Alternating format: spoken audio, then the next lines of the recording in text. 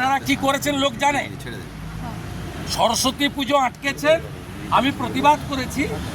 আমি আজকের বিজনেস ছুঁড়ে টুকরো করে সচিবের টেবিলে ফেলে দিয়েছি। আপনার সামনে সচিব বসে, তার তো জন্য কৈফিয়ত আমি দিতে পারবো। আবার করুন, হিন্দুর ছেলে লীগের সরকার, মুসলিম লীগের সরকার, হিন্দু বিরোধী সরকার, হিন্দু বিরোধী সরকার, সরস্বতী পূজা বন্ধকারী সরকার, হিন্দু বিরোধী সরকার। এই সুযোগটা এখন যারা নিয়েছে তারা ৭১-এর মুক্তিযুদ্ধ বিরোধী শক্তি এবং এরা প্রো পাকিস্তান। আমি কালকে সিম্পোজিয়ামে যেটা বলেছিলাম, এক্স অ্যাম্বাসেডার ছিলেন ম্যাডাম বিনা সিদ্ধি, এখানে খুব পরিষ্কার আগামী দিনে এই মৌলবাদীরা যদি অবৈধভাবে আর্মি পুলিশ দিয়ে গুন্ডাদের দিয়ে ক্ষমতা দখল করে, ওয়ান ফাইন মর্নিং দেখা যাবে যে বাংলাদেশ পার্লামেন্ট রেজুলেশন নিচ্ছে পাকিস্তানের সঙ্গে মার্জার। এবং ওরা তো মুখে বলছে ৭১ ভুল, ওরা তো মুখে বলছে যে মুক্তিযুদ্ধ মানি না, ওরা তো মুক্তিযুদ্ধের সব স্মৃতি মুছতে চাইছে। শুধু বঙ্গবন্ধু মুজিবুর রহমান নয়, জিয়াউর রহমানের স্মৃতিও মুছতে চাইছে।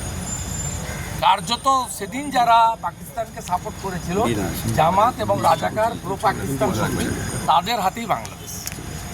দাদা আর লাস্ট একটা প্রশ্ন আছে, সত্যেন্দ্র রায়ের একটা প্রশ্ন। দাদা আমি বলবো, আচ্ছা আপনি বললেন পুলিশ জঙ্গি, আমি অর্গানাইজেশন দেখছি না, আমি বলতে দাদা না বিধায়ক আসেন, বাইরে তো দায়িত্ব আমার। বাইরে ওখানে জেলা প্রেসিডেন্ট আছে, রাজ্য সভাপতি আছে, সংগঠন যারা দায়িত্বে আছেন, প্রভারী আছেন, যারা টপটুদের। আমি দাদা শুভেন্দু দা, জঙ্গি এটা আপনি কি বললেন? ইউনিস জঙ্গি আপনি বললেন শুরুতে। হ্যাঁ, জঙ্গিদের সরকার এবং তাদের হাতের পুতুল হচ্ছেন সুদখোর মোল্লা ইউনুস। জঙ্গি ছাড়া কি? যারা জঙ্গিদের হাতের পুতুল থাকে তাদেরকে কি বলা যাবে? যারা পাকিস্তানের পক্ষে কাজ করে, পাকিস্তানের রাষ্ট্রদূত ওখানে পাকিস্তানের প্রধানমন্ত্রীর ভূমিকা নিয়েছে, সব জায়গায় চলে যাচ্ছে, সব সিদ্ধান্ত নিচ্ছে, জামাতের অফিসে বসছে, কিন্তু পরিষ্কার সবাই দেখতে পাচ্ছে, লোকানো কিছু নয়।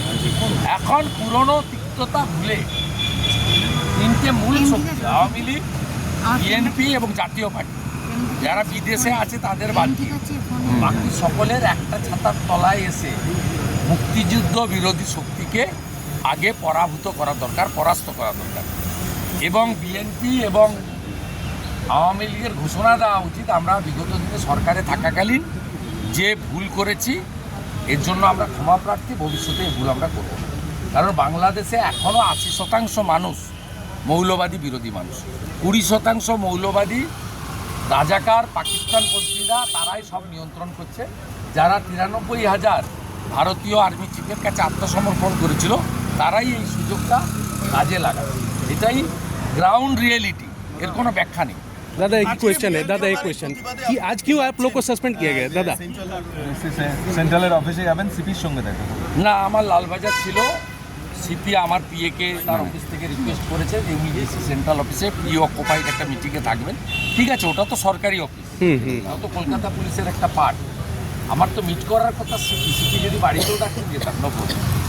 আজকে বিধানসভায় আপনি এক মিনিট ভূমিকা নিয়েছেন, সেটাকে অশালীন বলা হচ্ছে, কিন্তু ২০০৫ সালে লোকসভায় এই ধরনের একই আচরণ মুখ্যমন্ত্রী। আমরা কোনো অশালীন ভূমিকা নিই। আমি অনেক দিনের এমএলএ, বিমান বন্দ্যোপাধ্যায় এমএলএ হওয়ার আগে থেকে আমি বিমান বন্দ্যোপাধ্যায়কে আমাকে শেখাতে হবে।